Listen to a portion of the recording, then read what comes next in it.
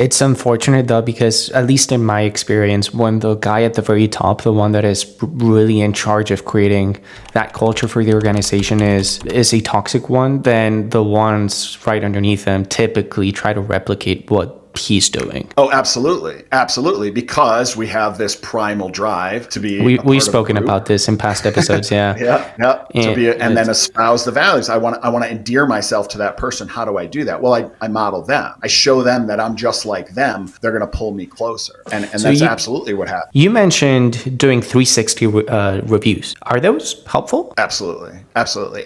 Even if the client doesn't request them, I do them because of blind spots. I could do an intake with you right now, ask you a lot of questions about yourself, your leadership style, what's working, what isn't working, what your edge is, all that kind of stuff. And you're going to give me very honest answers, but they're incomplete because we all wear these things. I'm not the only one that wears glasses. We all have lenses, right? I was going to just quickly ask you, can you give me like a quick walkthrough, maybe like an even elevator pitch? What does a 360-degree review look like with Charles Brown? Yeah, I mean, we did talk about it. So it's an intake with the client.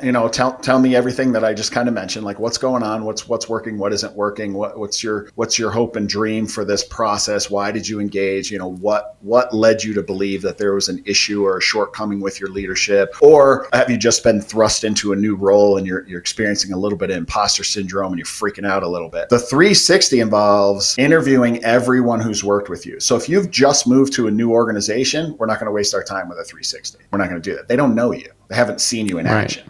But if you've been in an organization for a period of time, enough of a period of time that you've created and developed a bit of a reputation, fantastic. Anybody who comes in contact with you is going to have a same, 30 to 40 minute discussion with me about you and about your performance and what endears you to them and what things they think they can say to you and what things they don't think they can say to you. So that line between how comfortable someone is in providing honest feedback to you tells me where you might have blind spots or where you might have some kind of an issue in the past or an event in the past, which has kind of defined your leadership role in an organization and could be holding you back.